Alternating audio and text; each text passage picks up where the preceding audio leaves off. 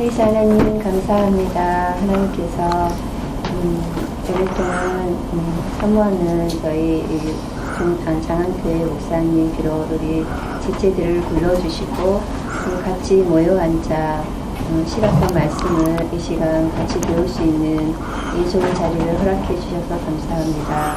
시각성 말씀을 저희가 이 시간 같이 이제 목사님을 통하여서 배우고 참고하며 또 하나님을 깊이 배울 수 있는 이 시간이 되기를 무엇보다 간절히 기도하고 하나님 시각성 말씀을 통하여서 저희가 이 말씀을 단지 지식이나 이론으로만 듣고 끝나는 것이 아니라 저희 삶 속에 하나님을 깊이 영접하고 그 하나님이 삶 속에 녹아내리며 저희 제 삶 속에서 그것을 누리는 하나님의 귀한 복된 말씀으로 저희 가운데 또한 역사하기를 또한 간절히 기도합니다. 하나님께서 저희가 어렵게 또 이 자리를 마련하고 또 하나님을 배울 수 있는 소망 가운데 또 하나님께서 오랫동안 헤어져 있던 지체들을 각 곳에서 불러 모아주셔서 또한 무엇보다 감사를 드립니다. 이 시간 저희가 하나님 안에서 하나 될 수 있는 것은 하나의 진리된 이 성경신앙 말씀 또 이 가운데 드러난 하나님의 이 속성 또 하나님을 또 각자의 분량만큼 듣고 깨달아서 그 하나님을 찬양하는 각자의 고백들 또 이 모든 것들이 하나가 되어서 하나님을 찬양하며 그 여호와 하나님으로 인하여서 삶 속에서 자기의 연약함을 고백하고 또 그 가운데 저희의 힘이 되어주신 그 하나님을 배울 때 그 저희의 허락하신 이 사경회가 또한 복되고 은혜로운 귀한 시간들이 될 것이라 믿습니다. 우리 목사님께서 이 시간 말씀을 또 증거하실 때 그 연약함을 붙들어 주시고 무엇보다 하나님의 복된 이 귀한 말씀만이 오롯이 증거되며 또 하나님 그 말씀이 성령을 통하여서 듣는 저희들에게 참으로 귀하고 된 은혜의 진리로 다가설 수 있기를 무엇보다 간절히 기도드립니다. 처음 시간부터 끝나는 시간까지 성령께서 함께 하여 주시며 또 하나님께서 영광 받아주시기를 기도드리며 예수님 이름으로 기도하였습니다. 아멘.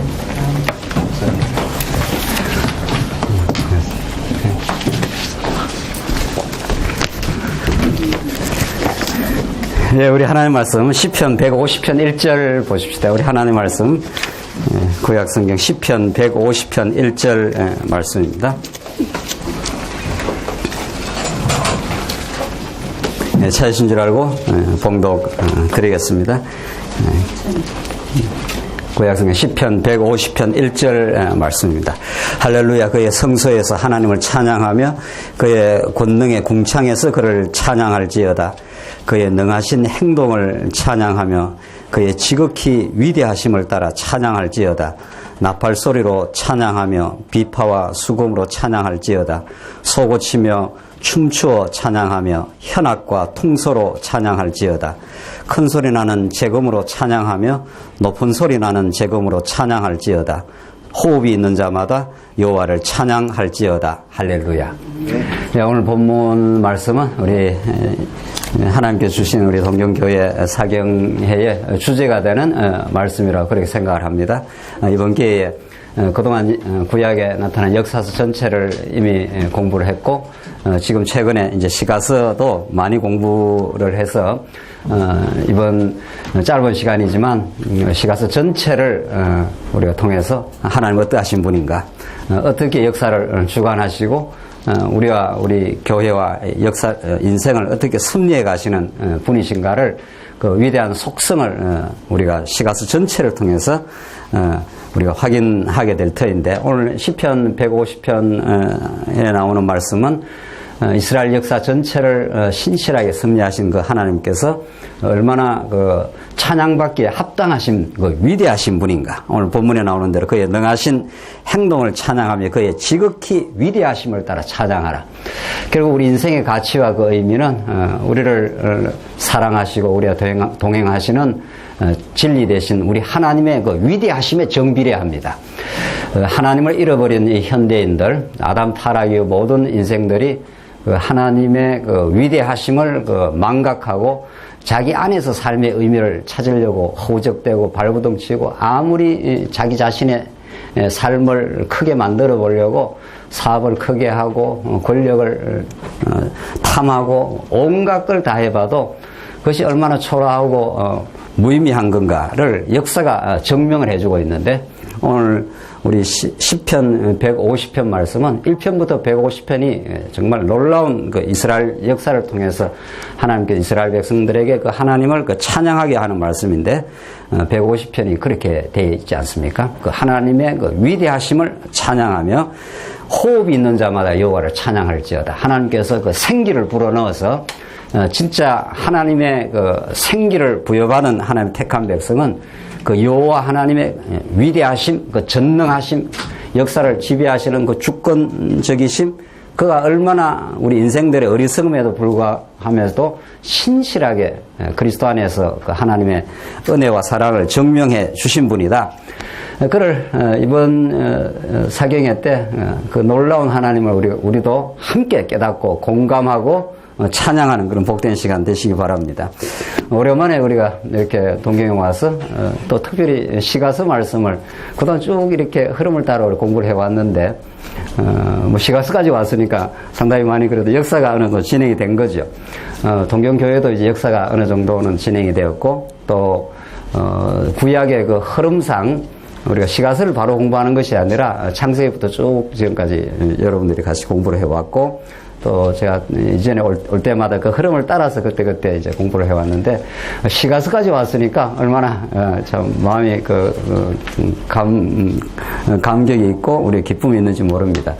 시가서는 구약 역사서를 총정리하는, 역사의 그 우여곡절과 역사를 통해 드러나신 그 하나님의 위대하심과 이스라엘 백성들 편에서 보면은 그 말할 수 없는 애굽의 400년 종살이, 광야의 그 긴 그 시련의 시간들, 또 가나안의 약속의 땅, 꿈에 그리던 가나안 땅에 들어가서도 이스라엘 백성들이 얼마나 많은 외부의 도전, 침탈, 사사기 시대의 그 시련들, 이런 것들을 하나님께서 겪어가게 하면서 결국은 하나님이 이스라엘 백성들의 입에서 전 인격을 통해서 하나님을 깨닫게 하시고 찬양하게 만들어 가시는, 그 찬양을 목적으로 삼아서 역사의 모든 여정을 하나님이 이끌어 가신다. 그러니까 역사서, 시가서 이렇게 돼 있는 거죠. 우리 이제 다음 기회가 어떤 기회가 주어지면 이제 선지서 이렇게 나오는데, 이 성경의 배열 자체도 얼마나 참 기가 막힌 그 의미 있는 그 배열이다 하는 것이 우리 성경신학적 관점이었습니다.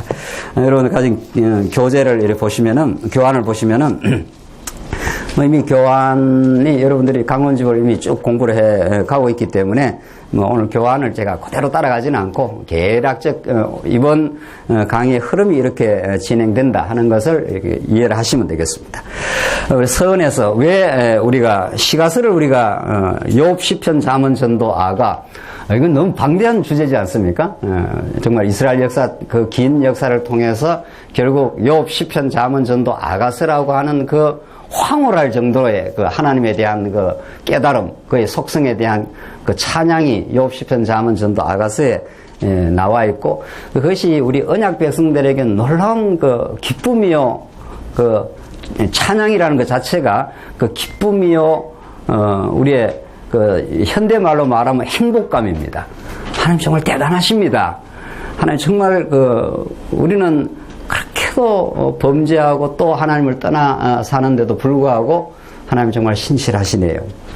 우리는 처음 맺은 언약을 배반하기도 하고, 술람미가 나는 거무스름하고 별 볼 일 없는 인생인데도 그 많은 그 궁녀들을 다 신랑이 외면하고 술람이 한 사람을 그렇게 지배할 정도로 사랑하는 그 사랑의 그 감격을 노래하는 게 그 아가서 결론인데, 그런 그 시가서가 정말 욥, 시편, 잠언, 전도, 아가의 그 방대한 그 내용, 우리 그 동경 식구들이 야심만만하니까 이번에 그 짧은 2박 3일 동안 이 방대한 그 시가서를 전체적으로 한번 정리를 하자고 하니까 개략적으로 정리를 해보겠습니다. 정말 이 시가서는 우리 하나님께서 우리에게 허락하신 이 언약의 신앙의 결론이고, 우리가 영원히 새하늘과 새 땅에서 부를 노래를 이 땅에서 모형적으로 그림자적으로 부르는 거죠. 저 새하늘과 새 땅에 가면 정말 그 욥 시편 잠언 전도 아가를 실제적으로 부를 것입니다.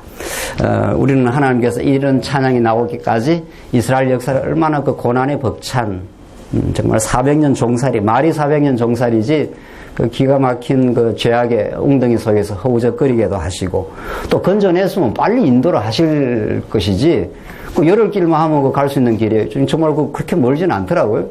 그걸 갖다가 40년 동안이나 팽팽 돌리면서 애굽에서 나온 그 옛사람을 하나님께서 처복종시켜 나가시는 그 아픈 시간들. 그러나 광야에서 새로 하나님께서 새로 거듭나게 하는 그 광야의 새로운 그 생명의 탄생들, 그런 것들을 40년 동안 그 여정을 가게 한 거죠. 어제 우리 잠깐 간담회 하면서 우리 성도님이 여러 해 동안 겪으면서 정말 마치 돌을 닦는 듯한 그런 그 시간들을 보냈다. 그게 우리 삶의 그 광야 여정입니다. 광야는 여러분과 제가 우리의 뜻대로 우리 인생을 만들어가는 것이 아니라 하나님이 애굽에다 집어넣어가지고 나온 우리 인생들이 머리끝에서 발끝까지 죄악으로 가득 찬 우리 존재를 하나님께서 하나하나 죽여가시고 새로 광야에서 거듭나게 하고 새로운 인생으로 탈바꿈하게 하시는, 거듭났다 그러지 않습니까? 요한복음에. 우리가 거듭나지 않으면 우리가 천국의 그 신령한 세계를 볼 수도 없고 또 거듭나고 나서도 새로운 날마다 새롭게 만들어 가시는 그 여정을 광야에서 우리를 끌어가고 있습니다. 그렇게 해가시면서 하나님이 이 찬양을 만들어내시는 거죠. 그러니까 찬양 그냥 나오는 것이 아니라 그냥 뭐 이렇게 그냥 우리가 찬송가에 노래 부르는 것이 아니라 얼마나 그 긴 세월에 하나님께서 몸부림의 세월들, 아픔과 시련의 시간들, 그러나 신실하게 붙들어 주시는 그 하나님의 긴 시간들. 이 욥기 공부하면 이제 나오겠습니다만은 욥기 1, 2장에서 하나님께서 욥을 사랑하시고 의인을 네가 봤느냐 말이지. 욥처럼 그 의인이 어디 있느냐? 뭐 하나님께서 까닭없이 욥이 그 하나님을 섬겼겠느냐고 이렇게 사단이 하나님을 반박하고 들어가죠. 쳐라. 소유물은 다 쳐버려라. 그때부터 욥에게 밀어닥치는 그 시련은 이루 말할 수 없는 시련이 밀어닥칩니다. 그래도 욥이 잘 견디니까 하나님, 너 욥을 또 봤느냐는 거죠. 욥이 소유물을 다 쳐도 하나님을 원망하지 않으니까 욥의 생명을 놔두고는 다 쳐라. 살과 뼈를 다 쳐버려라. 이래서 욥이 완전히 몸이 망가져 버립니다. 하나님께서 그렇게 그 후부터 3장부터 긴 42장에 이르는, 그러니까 1, 2장에서 하나님이 욥을 부르고 42장에서 장장, 욥기 전체가 42장 아니? 그 42장에 이르는 긴 시간의 그 여정을 하나님께서 욥에게 허락을 하십니다. 욥이 그 하나님의 그 전능하심과 깊고 넓으신 그 하나님의 은혜를 깨닫기까지는 긴 하나님의 훈련의 시간들. 우리 인생 7, 80년이 다 그런 거죠. 하나님의 언약 백성이고 우리가 하나님의 자녀임이 분명한데도 하나님 그 찬양을 만들어내기까지는 내가 과거에는 귀로 듣던 하나님을 이제 생생하게 이제 봅니다. 이 찬양을 만들기까지 얼마나 많은 깊은 그 수렁과 그 도전과 잠 못 자는 그 긴 밤들을 욥이 견뎌야 하는지 모릅니다. 정금같이 하나님께서 나를 나오게 하시려고 이 시련의 시간을 통과하게 하셨다고. 그래서 마침내 하나님이 욥의 손을 들어주시고 갑절의 복을 허락하시는 그 42장의 그 깨달음이 이게까지는 얼마나 많은 시간들, 그 욥기 전체가 이스라엘 역사 전체를 반영하고 있는 거니까. 자, 그래서 우리가 시가서를 이번에 정말 우리가 같이 확인하게 되면은 우리는 정말 우리 인생을 하나님이 섭리하시는 참된 그 목적을 우리가 이 말씀을 비추어서 터득하게 될 것입니다. 먼저 우리 서원에서 왜 그토록 그 주제와 큰 틀이 중요한가? 우리 시가서 자체로 들어가서는 안 된다는 거죠. 시가서는 역사서 다음에 딱 배치가 되어 있기 때문에 구약 성경을 보더라도 구약 성경 전체의 그 주제가 무엇이고 틀이 무엇인지를 전체를 딱 잡고 우리가 시가서로 들어가게 되어 있다는 거죠. 그래서 먼저 우리가 서론적으로는 첫 시간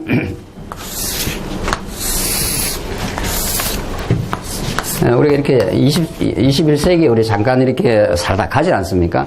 우리는 우리 역사적 시점에 하나님께서 언젠가는 보내어졌고, 우리를 언젠가 불러가십니다. 오기 전에, 어제 아침에 이제 우리 성도 한 분이 소천하셔가지고, 우리 가서 말씀을 나누고 이제 이렇게 오게 됐는데, 한 성도의 그 죽음 속에, 죽음이라는 그 사건, 그 가족들한테는 굉장한 사건 아닙니까? 그 당사자는 말할 것도 없고, 우리가 살다가 죽는다는 것처럼 이게 참 이상한 사건이 없습니다. 산다는 건 계속 살아야 될 것 같은데, 죽음이란 걸 아무도 우리는 경험해보지 못했기 때문에 죽음이 어떤 건지 모릅니다. 그걸 우리가 말로 할 수가 없습니다. 죽음이 어떤 건지. 그 성경은 그 죽음에 대한 해석을 하고, 죽음 너머의 영생을 이야기하고, 한 인생에 나고 죽음 전체를 아우르고 있는 영원 세계를 지금 성경은 가르쳐 주는 거 아니에요. 이게 성경은 우리가 이렇게 인간적으로 상상하는 그 이상의 위대한 그 진리를 이미 선포하고 있고, 우리가 평생을 우리가 그걸 깨달아가고 있는 중이죠. 우리 식구들도 마찬가지인 거죠. 지금까지 깨달아왔던 걸 우리가 다 깨달았다 할 수가 없는 거죠. 이전에 이 말씀을 듣기 전에도 나름대로 하나님의 섭리가 있을 거고, 또 이걸 듣고부터 이 성경이 열리고 하늘 세계가 열린 거 아니에요? 그리고 그렇게 깨달아 와서 시가서까지 왔다는 거 아니에요? 많이 온 거죠, 지금? 이제 선지서가 남아있으니까 선지서는 더 사실은 또 새로운 세계가 열립니다. 그렇게 우리가 깨달아가고 있다고 우리가 하나님 앞에 정직하게 인정을 해야 되고, 우리가 하나님께서 열어주고 깨닫게 하는 만큼, 우리 인생의 경륜만큼, 또 인생의 경륜이라는 것도 굉장히 중요합니다. 우리가 이론적으로 뭐 성경 전체를 알았다고 해서 성경을 안다고 생각하는 건 너무도 기초적인 이야기를 하고 있는 거죠. 하나님이 말씀을 깨닫게 하되, 그걸 삶의 경륜을 통해서 그걸 이렇게 자꾸 이렇게 뼈저리게 내면화를 시키기 때문에 이스라엘 역사가 그렇습니다. 안 그러면 이스라엘 역사를 그렇게 길게 하나님이 섭리할 이유가 없습니다.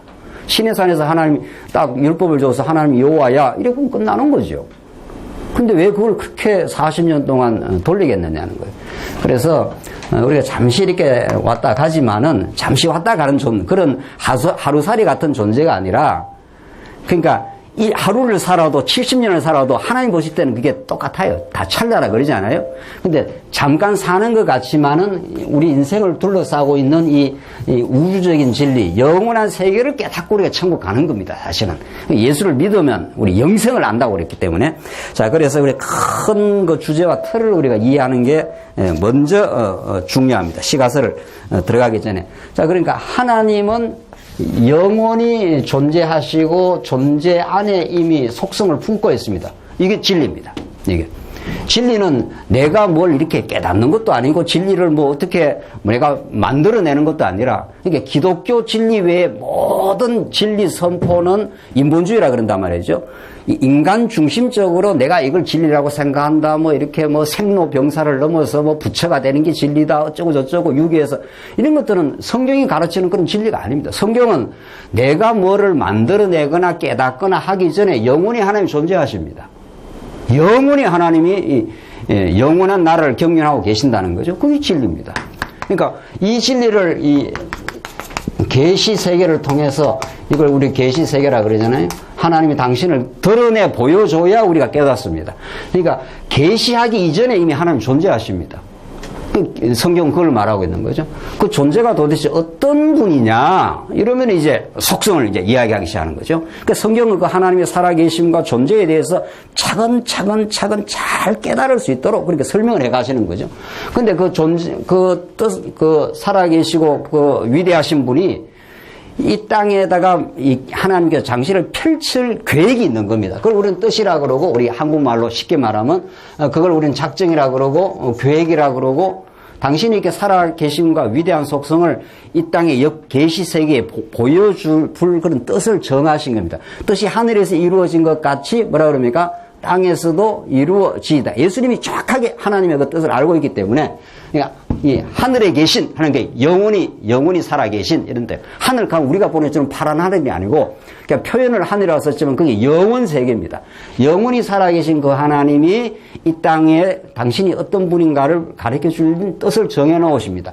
그 뜻을 가장 잘 표현하고 있는 방식이 하나님의 나라라고 합니다.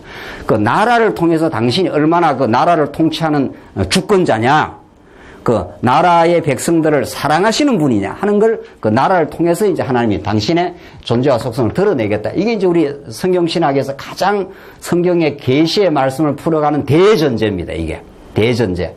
그러니까 예수님도 하늘에 계신 우리 아버지, 그 아버지가 여호와 하나님이란 말이죠.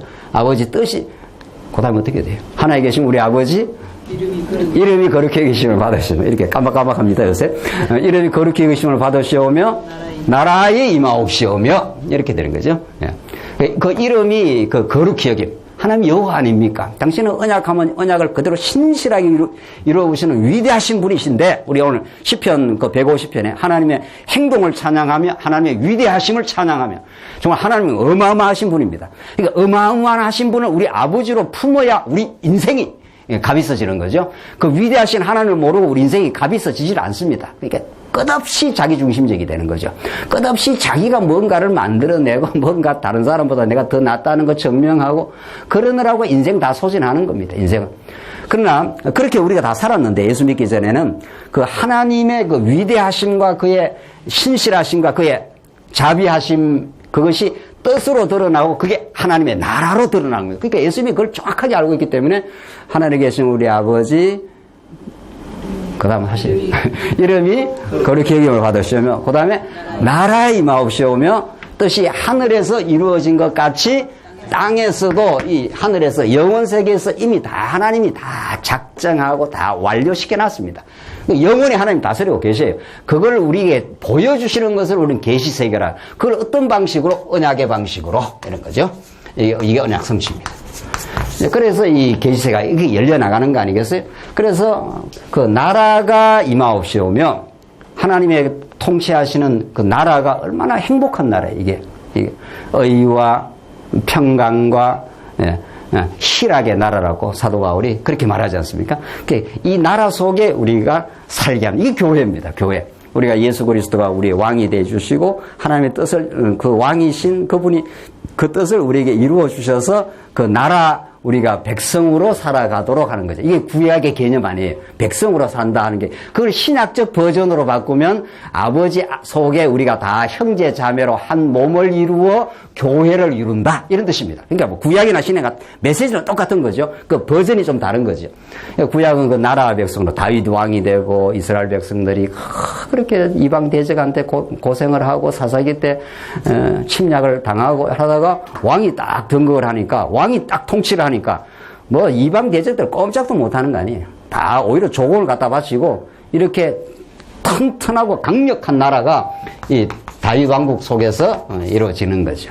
자, 그래서 하나님이 이런 영원하신 분이, 영원하신 그 존재자가 이제 하나님이 뜻을 가지고 섭리를 하시는데, 이걸 한번 그 세상 사상과 한번 비교를 해보겠습니다.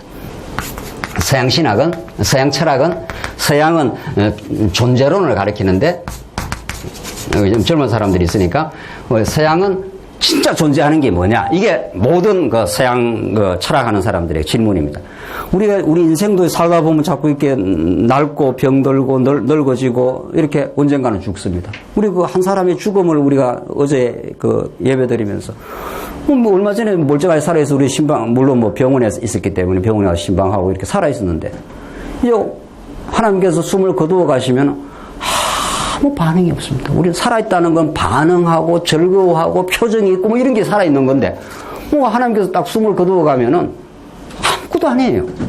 뭐 우리 인생이 그렇게 대단한 것처럼 뭐 이렇게 날고 기고 뭐 설치고 해도 하나님이 그 생기를 딱 거두어 가는 순간 아무것도 아닙니다. 우리가 염려하고 걱정하고 이게 다 부질없는 것들이에요, 사실은. 알고 보면은. 그렇잖아요. 우리가 뭐 염려한다고 뭐가 되냐고요. 하나님께서 우리 생명을 딱, 우리 자식들 염려하는데, 자식도 언젠가 하나님 불러갑니다. 그러니까, 진짜 이 영원한 진리를 모르면, 그 서양은 진짜 존재하는 게 뭐야? 영어로 말하면 리얼리티가 뭐야? 뭐 이런 물건이나 몸이나, 이게 다 언제 죽고, 이것도 다 낡으면 다 없어져요. 이게 지금 이거 멀쩡하게 있는 것 같아도, 10년, 20년, 100년 지나가면 흔적도 사라집니다. 그럼 진짜 존재하는 게 뭐지? 이게 서양 철학의 궁금함이었어요. 궁금함이 아니라 이거 아주 절실한 문제입니다. 진짜 존재하는 게 있냐, 이 세상에? 두 번째, 동양에서는 동양에서는 이런 거 물을 여유가 없다. 동양인들은 아주 현실적입니다. 우리 아시아권 말이죠. 일본, 한국. 동양인들의 그 화두는 진짜 뭐가 영원히 존재한 게 있냐. 이게 동양인들의 화두는 아니에요. 그 동양인들의 기질이 그래요. 동양인들의 기질이. 동양인들은 뭐 그런 영원한 실제가 뭐냐 이런 걸 형이상학적으로 묻는 게 아니라 동양인들은 무엇이 참 행복이냐. 너무 사람들이 고통을 많이 받는데 석가모니도 그 고민을 했고 공자도 그랬습니다. 현실의 삶이 너무도 고통이 많아. 갈등이 많아. 전쟁이 많고 이 현실을 이렇게 들여다보면 그래서 모든 우리 평범한 사람들은 고통을 들여다보기가 힘들어요. 현실의 고통이 많기 때문에 그 현실을 들여다본다는 것 자체도 힘들어요. 우리 삶에 우리 가족 간에 우리 공동체 안에 뭐 이런저런 그렇기 때문에 동양인들의 그 화두는 왜 우리는 고통을 받아야 되는지 고통에서 어떻게 벗어나야 하는지 이게 화두예요. 이게 다르죠? 이게 그 화두의 그 내용이 달라요. 절실하게 이게 묻는 거예요. 서양인들은 진짜 안 변하는 어떤 영원한 뭐가 있지 않아? 뭐 그런 게 있어야 우리 인생에 의미가 있지 않아? 뭐 자꾸 다 변해버리면은 뭐 우리가 가치롭게 생각하는 물질, 건강, 가족 이거 다 변해버린단 말이죠. 나중에는. 그러니까 그걸 뭐 대단한 가치로 붙들어 봐야 다 변하고 썩고 베드로전서 말씀에 따르면 썩지 않고 쇠하지 않고 더럽지 않는 기업을 너에게 주시나니 이렇게 돼 있어요. 베드로전서에. 그거 베드로 대단한 거예요. 우리 하나님 찬양하자. 나그네들한테 주는 편지 베드로전서 1장 다 알죠? 우리 동영 모임중 되면 이제 제가 아는 걸로 전제하고 이제 합니다. 베드로전서 1장 내용이 그래요. 그 고난받는 나그네들한테 주시는 말씀. 썩지 않고 더럽지 않고 변하지 아니하는 그런 하나님께서 유업을 우리가 주셨지 않느냐? 우리 그래서 찬양하자. 우리는 나그네 살다가 고난 받을 수 있는 거다. 거기 분명하게 성경은 썩지 않고 더럽지 않고 쇠하지 아니하는 기업, 영원한 게 있다는 거예요. 서양 철학자들이 그렇게도 고민했던 영원한 존재, 영원한 나라가 있다는 거예요. 자, 그래서 여기서는 세상 사상에서는 아무리 답을 얻어도 이게 뭔지 모르겠다는 거예요. 이것도 모르겠다는 거예요. 동양인들은 왜 인간이 그리 고통이 많으냐? 고통을 들여다보기도 힘들다, 우리는. 우리가 자식들이 아프고 막 여러 가지 힘들고 하면 그걸 보기가 너무 힘들잖아요. 이 현대 사회가 너무 갈등과 고통이 많으니까 온 세상이 힐링을 노래 부르고 있어요. 아프다는 거예요. 그러니까 뭐 아프니까 청춘이지 뭐 해서면서 자꾸 위로를 하지만은 그걸로 위로가 다 안 돼요. 인생의 근본적인 아픔은. 그래서 왜 우리는 고통받아야 되는지, 이 고통에서 벗어나는 길은 없는지, 이런 것들이 동양인들의 화두입니다. 동양인들은 굉장히 현실적이에요. 서양인들은 굉장히 행위사학적이고 이론적이고. 그러니까 이것도 해결되는 게 아니고 이것도 해결되는 게 아니에요. 진짜 어떻게 해야 행복을 얻느냐? 온 사람이 온 해답을 다 하지만 그건 해답들이 아니죠. 참 해답이 아니에요. 그래서 기독교만이 우리가 계시 진리, 하나님 안에 모든 진리가 들어있고 하나님이 보내시는 그 아들 예수 그리스도가 우리의 정답이라는 거 아니에요. 이것만이 우리의 진짜 진리고 길이요 진리요 생명이라고 예수님이 스스로 이제 증명을 해 들어오지 않습니까? 그 하나님이 아버지가 어떠하신 분, 여호와 하나님이 어떠한 분이라는 걸 하나님이 예수님을 통해서 우리에게 지금 그 제자들에게 이제 보여준 거죠. 그 예수님을 들어야 이 문제도 정리되고 이 문제도 정리됩니다. 정말 놀랍게도. 이 문제가 어떻게 정리됩니까? 영원한 존재가 있느냐? 있다는 거예요. 예수님이. 내가 영생이라는 거예요. 예수님이 오셔갖고. 내가 하나님의 아들로 영원하다는 거예요. 하나님의 영원하심을 내가 지금 보여주러 왔다는 거예요. 나를 본 자는 어떻게 해요? 예수님이 하시는 말씀. 나를 본 자는 아버지를 봤다. 나를 보면 아버지가 영원하신 분이야. 이렇게. 그 영원한 존재를 이제 풀어가는 거예요. 우리 하나님, 예수님을 통해서 영원한 게 있는 겁니다. 절대로 이 땅에 뭐 잠깐 있다가 사라질 존재들이 아니에요. 하루살이 우리 인생도 아니에요. 우리가. 잠깐 살다 가지만은 이미 영생을 누리고 영생을 발견한 인생들이고 영원한 기업을 썩지 않고 더럽지 않고 쇠하지 않는 기업을 하나님께서 있게 하시나니 우리가 하늘에 있는 것이기 때문에 우리 찬양하자. 이렇게 베드로 사도가 베드로 전서 1장에서 그렇게 그 영혼을 노래하고 있잖아요. 벌써. 그리고 시가서라는 게 그 하나님이 얼마나 깊고 넓으신 분인가. 그 하나님의 속성이 얼마나 위대하신 분인가를 우리가 노래하게 될 건데. 그래서 정말 우리는 이 서양 철학자들이 이렇게도 고민한 진짜 존재, 진짜 리얼리티, 진짜 있는 게 뭐지? 근데 이 땅에서 계시 세계에서 그걸 찾으려니까 이게 있냐고요. 계시 세계는, 계시라는 건 보여줬다가 접어버리면 다 사라져요. 이거는 부채 있잖아. 부채 쫙 폈다가 척 접어보면 어떻게 돼요? 다 사라지는 거예요. 꿈 같은 세월이에요. 우리 이 세상이 사실은. 그 예수 믿지 않는 사람들은 이게 진짜인 줄 알아. 이게 진짜 막 이 보이는 거 있잖아요. 보이는 남편, 보이는 아내 조금 있으면 다 사라집니다. 얼마 안 가면은 50년 안 가면 다 사라져요. 뭐 영원한 게 있겠냐고요 지금 여기. 그러니까 가족을 주시는 것도 뭔가를 깨닫게 하기 위한 모형일 뿐입니다.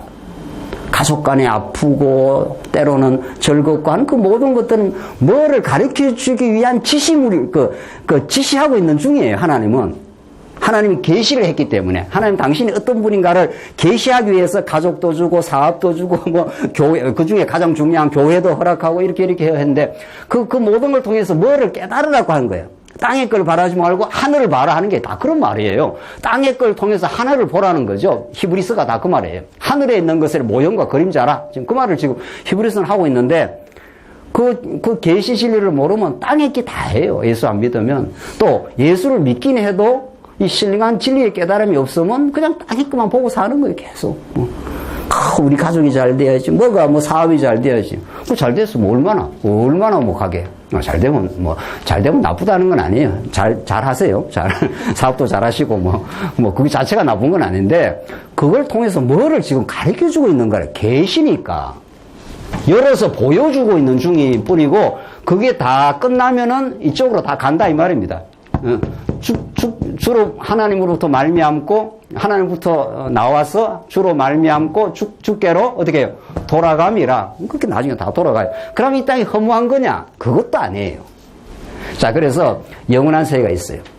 그래서 이 세계가 진짜가 아니고 이 세계는 배우는 세계, 그냥 거쳐가는 나그네 세계. 그리고 여기도 절실한 겁니다. 우리 가족처럼 절실한 게 어디 있고 우리가 아프면 건강처럼 절실한 게 없어요. 다 절실한 거예요. 뭐 영원한 게 있으니까 이게 아무것도 아니다 이런 뜻이 아니에요. 그렇잖아요. 우리 전도서 이제 곧 하겠습니다만은 헛되니까 다 헛되구나. 돈 버리는 것도 다 헛거고 열심히 돈 버리면 뭐하노 이런 허무주의를 가르쳐 주는 게 아니잖아요. 전혀 그게 아니에요. 그러니까 똑같은 이야기를 하는 것들도 전혀 다른 이야기란 말이죠. 자, 하여튼 영원한 걸 우리 지금 이야기하고 있는 중인데 그 영원한 걸 보여주는 세계이기 때문에 요게 영원한 진짜가 아니고 별도로 있다는 거죠. 그럼 요 계시 세계는 뭐냐면 좀 비유해서 말하면 이게 꿈 같은 세월입니다. 이게 꿈이라는 게 뭐예요? 꿈은 진짜가 아니죠. 근데 꿈도 절실합니까? 안 합니까? 꿈에도 아주 이 부덕부덕 가는 수도 있고 꿈에서 엄청 사랑할 수도 있습니다. 특별히 이 땅에서 별로 사랑이 안 되는 사람 이런 꿈에서라도 사랑을 해야지 그러니까 엄청 꿈도 절실해요.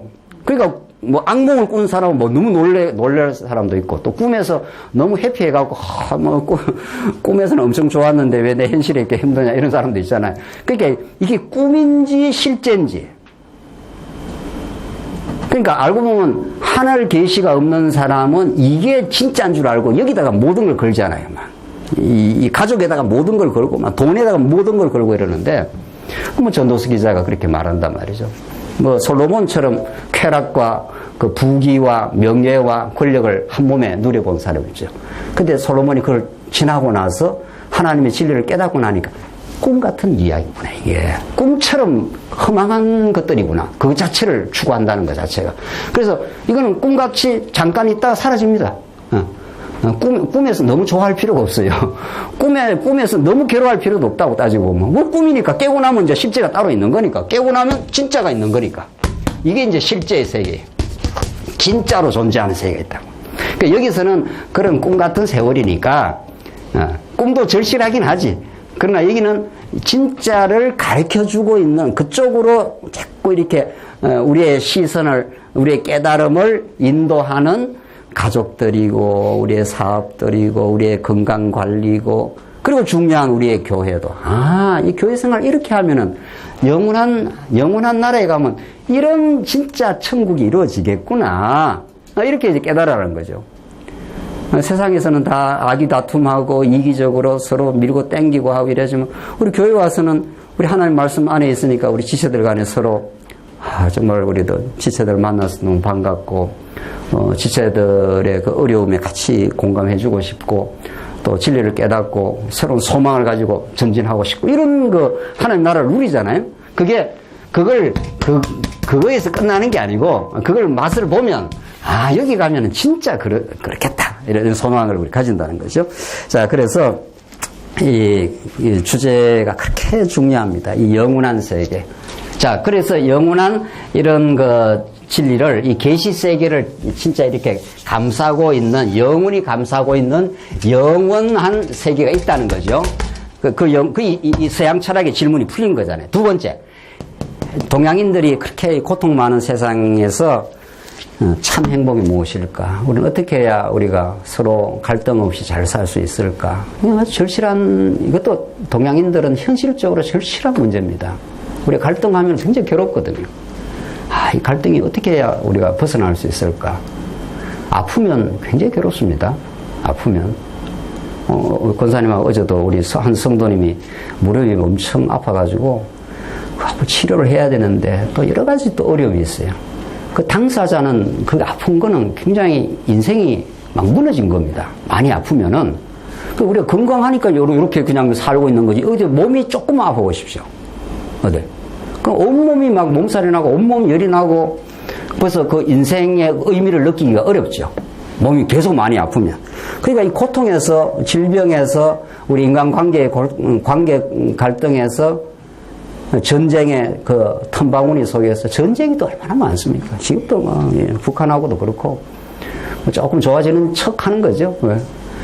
그런 것들이 다 우리 삶의 그 실존적인 그 고통들입니다. 여기서 어떻게 벗어나 우리는 참 행복의 나라로 갈 것인가? 별 처방과 별 방법이 다 나왔습니다. 별로 뭐 방법. 칼 막스 같은 사람은 공산혁명을 때려 부수고 자본주의를 타도하고 공산사회를 만들면 행복해질까? 이렇게 하면 행복해질까? 저렇게 하면 온갖 프로젝트와 온갖 계획을 온갖 과학자들이 별로 뭐 유토피아를 다 만들어도 한 번도 이 땅에 참 행복이 무엇인지를 정의 내릴 수도 없습니다. 진짜 행복이 무엇인지를 정의도 못 내립니다. 지금 어떤 사람도. 이건 너무 절실하죠. 우리 인생이 이 땅에 잠깐 살다 가는데 진짜 행복이라는 걸 알고 우리가 죽어야 될 건데 이 사람은 이렇게 해야 행복하다, 건강해야 행복하다, 돈이 있어야 행복하다, 뭐가 있어야 행복하다. TV에 그 행복 메시지가 너무 많잖아요. 만약에 TV 행복 메시지를 다 들으면 현대인들 정신분열 걸릴 거예요, 아마. 이 사람은 이렇게 하라고, 저 사람은 저렇게 하라고 그러니까 말이지. 정신분열 걸리지 않겠나요? 우리는 TV 조금 보긴 합니다만 가끔 쉴 때, 저거는 답이 아니지, 저렇게 하면 좀 건강 관리가 좀 된다는 이야기지. 그거 한다고 진짜 행복 올 것 같으면은, 그 사람이 메시아지. 우리 진짜 행복은 메시아 안에서만, 영원히 우리를 사랑하시는 분 안에서만 참 행복이 있다고. 나중에라기보다도 우리 진리 안에서 깨닫죠. 그래서 세상은 어떤 수단 방법을 모든 철인들이 행복의 프로젝트를 내놨습니다. 석가모니는 석가모니대로, 공자는 공자대로 이렇게 하면 행복해지고 저렇게 하면 행복해지고. 지금도 수많은 사람들의 그 뇌리를 잃은 사람들의 메시지가 뒤흔들고 있는 거죠. 그렇게 돼야 되는가 보다, 저렇게 돼야 되는가 보다. 그래서 수많은 하나님 모르는 사람들을 어둠의 골짜기로 지금도 데려가고 있습니다. 그 환상이 다 거짓 행복의 나라로.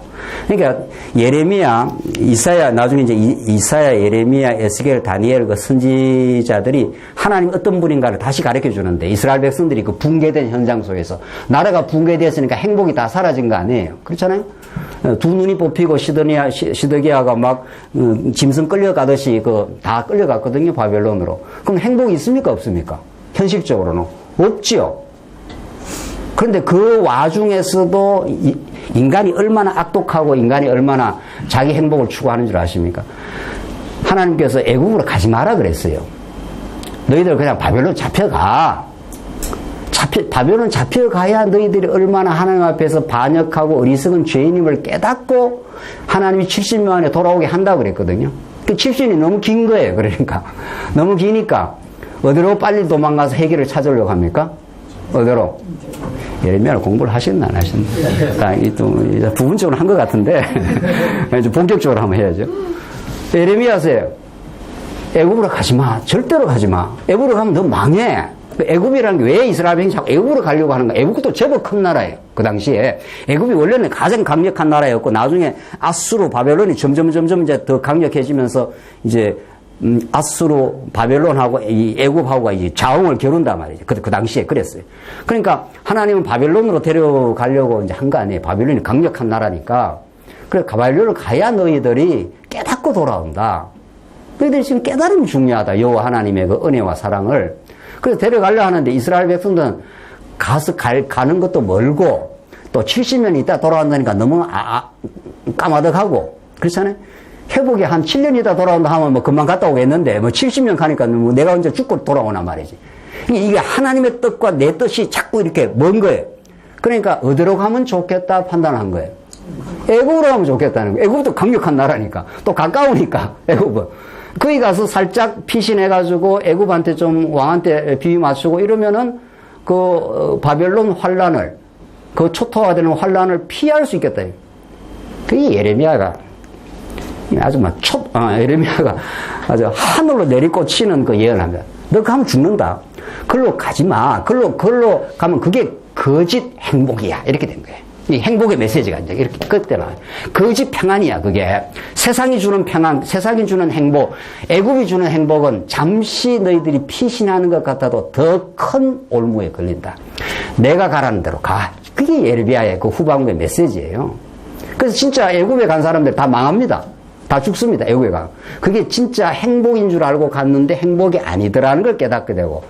그리고 바벨론에 간 사람은 고통의 세월을 보냈잖아요. 바벨론 다가 나라 다 망하고. 그게 고통인 것 같지만은 그게 고통이 아니라 어떻게 된다는 거예요? 그게 진짜 행복이라는 거예요. 다르죠? 그러니까 선지자는 우리가 상식적으로 생각하는 걸 부수고 들어오고 하늘의 뜻을 우리 가르쳐 주는 게 그게 선지자예요. 예수님이 어떻습니까? 참 선지자 아니에요. 그러니까 공자, 맹자 어쩌고 저쩌고 하는 게 다 무슨 행복? 거짓 행복. 그러니까 예레미야 선지자나 참 선지자, 예수님이 우리 가르쳐 주는 거야말로 진짜 참 행복의 배. 그러니까 복음이라 그러잖아요. 굿뉴스라 그러잖아요. 네. 그분이 우리가 꿈꾸고 우리가 생각하는 내가 절절하게 생각하는 그런 건 내가 붙들고 싶은 그런 걸 하나님께서 내려놓게 하는 시간들이 있어요. 그걸 우리는 고난이라 그래요. 내가 생각하는 건강, 물질, 관계, 이런 것들이 다 소중하거든요. 우리 삶 속에. 그러나 그것이 영원한 게 아닌데, 하나님 안에서 소중한 것 뿐인데, 하나님을 잊어버리고 그 자체에 자꾸 매이니까 하나님께서 한번 내가 그걸 걷어가겠다는 거예요. 너희들이 중요하게 생각하는 성전 내가 걷어가겠다는 거예요. 그래서 걷어가고, 내가 주는 참 행복의 나라를 만들어주겠다. 그래서 한번 다 붕괴시켰다가, 어떻게 해요? 다시 회복해주는 하나님 나라를 주겠다. 이게 다 선지자들의 메시지. 그게 여러분과 저에게 그대로 이루어지는 메시지. 때리고 어떻게 한다고요? 싸매시고. 때릴 때 엄청 아픕니다. 네. 헛고 어떻게? 다 모으시고. 다 그렇게 하는 거죠. 그래서 예수 믿는 게 과정적으로 보면 그렇게 만만치가 않아요. 실제로. 그러나 그 과정을 다 통과하면은 얼마나 우리가 정말 놀라운 하나님의 영원한 실제와 그 하나님 안에서 이루어지는 참 행복이 있는 겁니다. 그래서 성경대로 우리가 안다는 것은 자꾸 거짓으로부터의 해방이니까 세상이 주는 세속주의적 가르침으로부터의 참 진리의 세계로의 자유함으로 들어가고 있는 중이죠. 그래서 시가서 이제 본격적으로 이제 들어가 보십시다. 자, 이런 큰 틀을 우리가 정리를 하고 2페이지 한번 가보시면은, 자, 우리 2페이지에 이제 시가서만으로는 정당한 그 이해가 되지 않고, 그래서 이제 역사서와 시가서, 선지서의 그 관계 속에서 이제 시가서를 우리가 이해를 해야 이제 시가서를 제대로 우리가 이해할 수 있다는 거잖아요. 네, 보십시다. 오늘 첫 시간 너무 덥고 하니까 너무 오래 안 하랍니다. 네. 그래도 우리가 중요한 건 해야 되니까 구약이 역사서, 시가서, 선지서 이래 돼 있잖아요.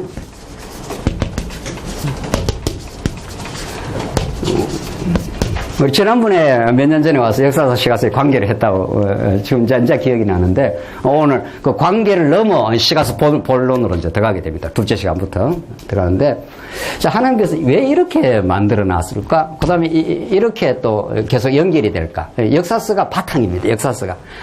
역사서와 시가서, 역사서와 선지서 이렇게 되는데 근본적으로는 이제 이게 전통적인 신학에서는 그 시가서를 연구할 때 시가서가 이게 뭐 쉬운 말로 말하면 그 행복한 노래들이에요. 하나님에 대한 그 노래를 부르는 거죠. 우리가 행복할 때 뭐가 나옵니까? 사람 보면 뭐 자기가 좀 기분이 좋고 이러면 뭐 콧노래가 나온다 그러잖아요. 괜히 뭐 신나고 이렇다는 거죠. 하나님이 우리를 그렇게 만드십니다. 반드시 매번 고난만 주고 이렇게 안 합니다. 그 고난 속에 진리의 깨달음을 주셔가지고 그 하나님 우리에게 노래를 주시는데 왜 하나님께서 역사서를 먼저 기록하고 시가서 또 시가서 뒤에 이렇게 선지서가 있게 하는가? 이것도 참 기가 막힌 하나님의 그 신적 배열이라 그럽니다. 우리는 이제 신학적으로 신적인 그 배열을 가지고 했다는 거예요. 여러분들 우리 몸의 이 구조가 저는 뭐 생물학 안에서 잘 모르겠는데 그 생물학자들 이야기를 들어보면은 이게 무슨 뭐 엄청난 몇 조의 그 세포로 돼 있다는 거잖아요. 이게 상상할 수 없는 그 DNA 구조가 있다는데 그 배열이 정해져 있다고 합니다. 그 수많은 그 세포의 그 배열 순서가 이렇게 바뀌면 병이 난다는 겁니다. 우리가 병이 걸렸다. 뭐 이런 거는. 그러면 요즘에 그 유전자 뭐 이런 연구하는 사람들이 그 배열을 연구해서 그 배열을 제대로 이렇게 하면은 그 병이 낫는다는 거예요. 뭐 의학이 이렇게 발전하고 있는 건데. 그냥 인간 몸이 건강하려면은 말할 수 없는 어마어마한 수천억 수제의 그 세포가 그 질서가 있어야 된다. 이런 말이죠. 그래서 우리가 진리를 깨닫는데 이 질서라는 개념이 그렇게 중요합니다. 우리 인간은 무질서하면 굉장히 고통스럽습니다.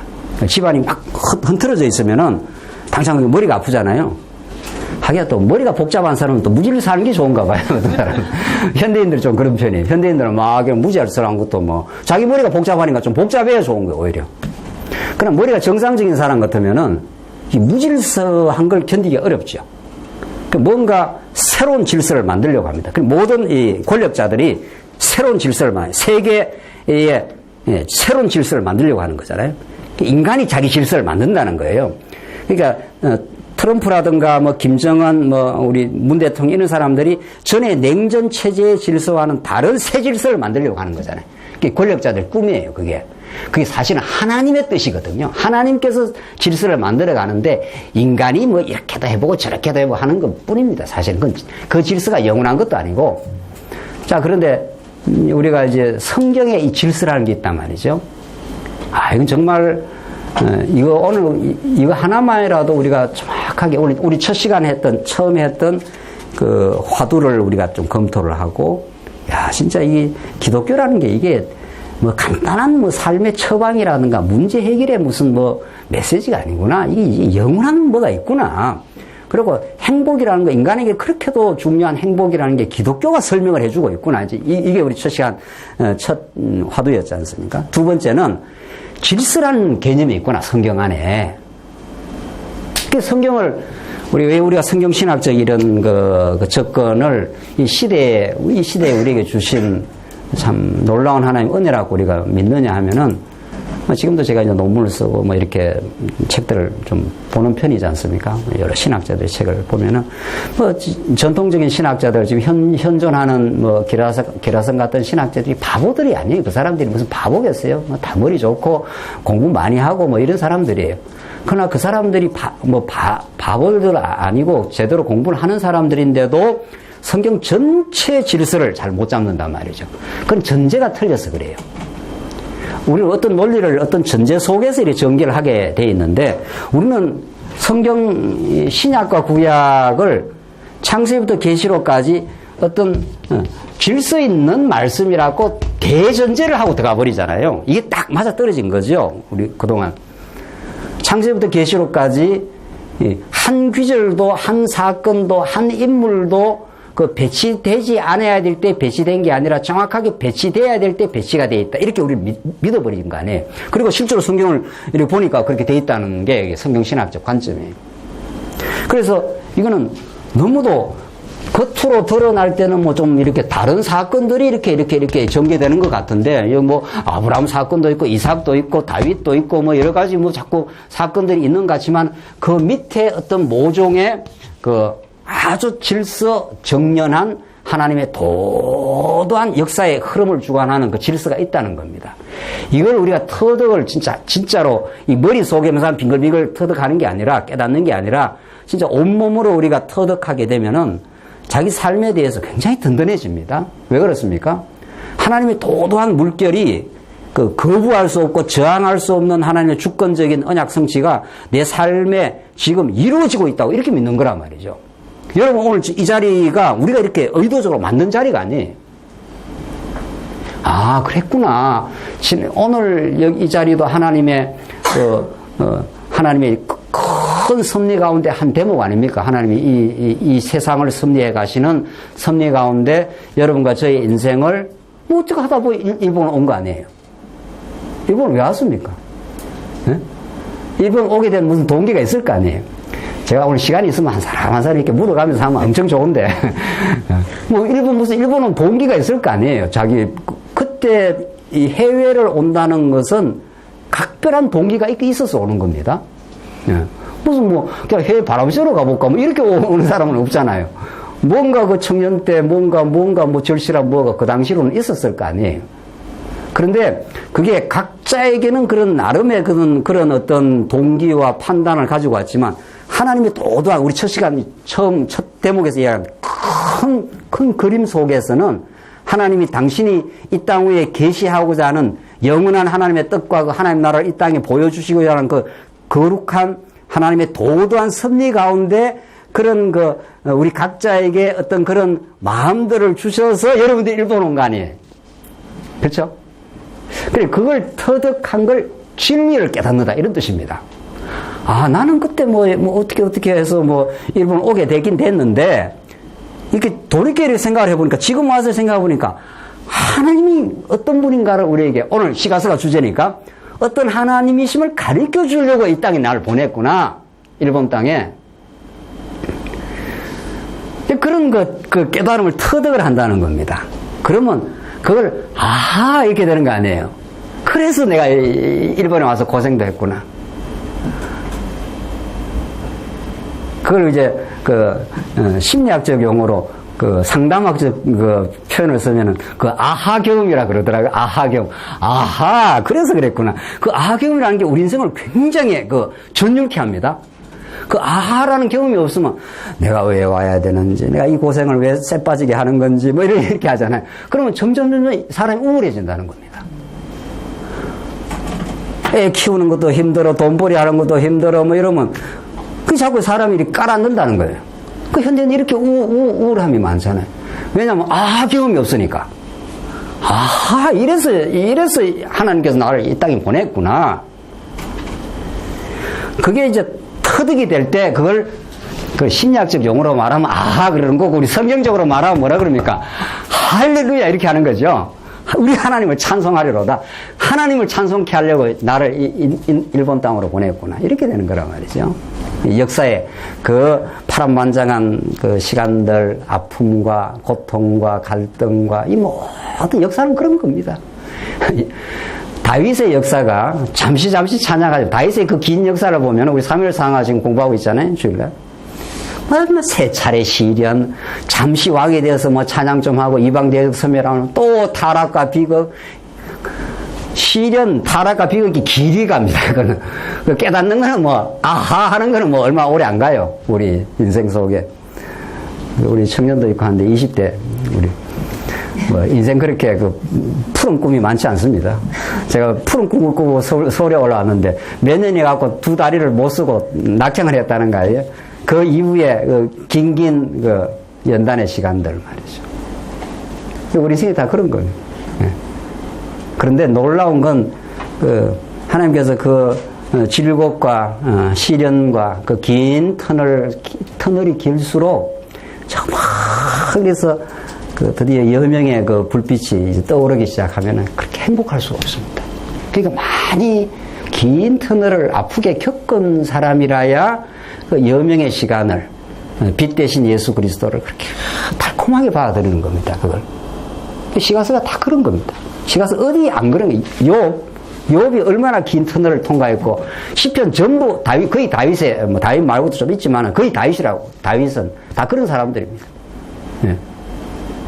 잠언, 전도, 아가, 솔로몬은 그 화려한 성전을 짓고 대단한 왕으로 살았지만 말년에 솔로몬이 망가지고 이방 여자 끌어들이고 우상 섬기고 완전히 솔로몬이 인생 망가진 거 아니에요. 그 속에서 진리를 터득하는. 아하, 이건 하나님 지혜를 깨닫게 안 하면 아무것도 아니구나. 우리가 깨달았다고 하는 것 자체가 우리 자랑도 아니고 말이죠. 하나님 주신 선물일 뿐이구나. 그래서 이 역사라는 것을 우리가 먼저 공부할 이유가 있는 거죠. 그래서 우리가 역사 공부를 우리 일본 식구들이 해왔다는 거죠. 그리고 성경도 그렇게 할 뿐 아니라 역사적 시간도 이렇게 통과한 거 아니에요, 지금. 요번에 오니까 애들이 많이 자라버렸어요. 오랜만에 오니까. 그 다 역사가 있는 거예요. 애들이 그냥 안 자랍니다. 아프고 힘들고 반항하고 때로는 울고 불고 이렇게 다 그렇게 자라는 거죠. 그런 역사가 시를 만들어내는 그런 시간입니다. 그래서 기존 신학에서 이 시가서 연구에 절대적 한계가 있습니다. 시가서 엄청 연구를 많이 합니다. 제가 엄청 책도 많이 사는 거 아니에요? 그 집사람이 책에 치여 죽겠다. 책에 치여 죽겠어. 여기 가도 책, 저기 가도 책. 용인에 가도 책, 집에도 책. 우리 저쪽에 4층에 도서관에 가도 책. 그 책을 제가 책벌레라서 책을 사는 게 아니고, 야, 이분들이 열심히 연구를 하는데, 제가 시가서 쭉 보는 거죠. 어떻게 접근을 하는가.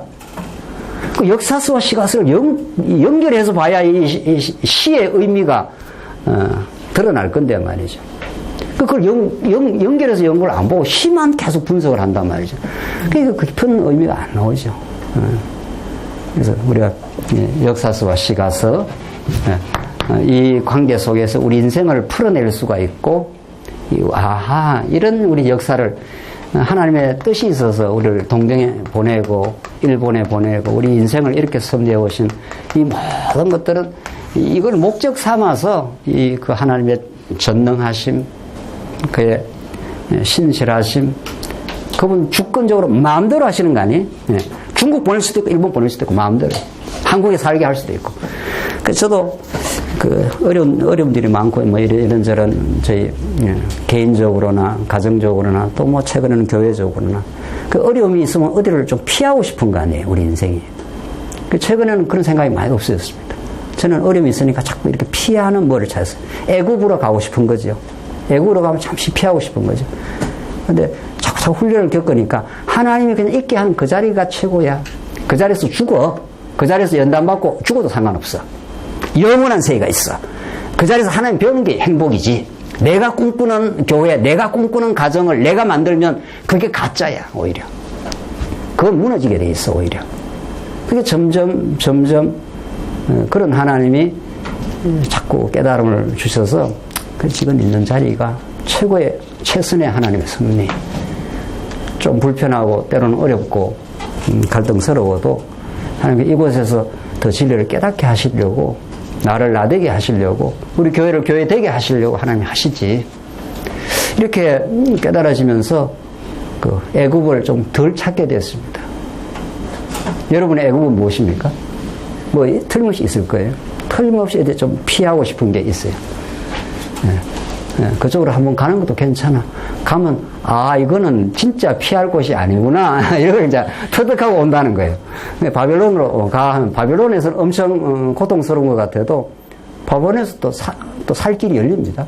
그리고 70년의 세월을 다 통과하면은 하나님이 고토로 언약대로 돌아오게 할 때 이스라엘 백성들이 에스라에서 엄청 찬양을 했습니다. 뭐 통곡과 그 기쁨이 막 번갈아 일어났다는 거예요. 나이 많은 사람들은 그 불바다를 본 사람들은 야, 우리가 이렇게 하나님 앞에 범죄하고 어리석었구나. 그런데 돌아오게 하셨구나. 젊은 사람들은 그 바벨론이라는 그 남의 나라에 살았지 않았어요. 그러다가 이 독립된 하나님의 나라에 돌아오니까 너무도 행복한 거죠. 그래서 에스라 역사서 곳곳에 시가 이렇게 그 보석같이 박혀 있습니다. 역사서는 뭐 오로지 역사서만 아니에요. 역사서 곳곳에 그 한 역사의 매듭이 이루어지면은 찬양이 터지고 70년 돌아오면은 또 찬양이 터지고 이걸 몽땅 묶어놓은 것을 시가서를 한다 이 말이죠. 이제 장르별로 구분을 하자면 그런 거예요. 그래서 역사서를 여러분들이 그동안 잘 이렇게 공부를 해왔기 때문에 이제 오늘 이제 첫 시간 조금 쉬었다가 이제 시가서 욥부터 들어가면은 이제 지나온 그 구약 역사서가 파노라마처럼 이렇게 하나님께서 아브라함을 선택하시고 가나안 땅까지까지 얼마나 아브라함이 방황의 세월들 애굽으로 도망치기도 하고 애굽이 자꾸 피신처가 되는 줄 알고 간 거 아니에요. 그러니까 하나님께서 애굽 아니야 너는 애굽에서 엄청 혼나고 다시 돌아온 거 아니에요.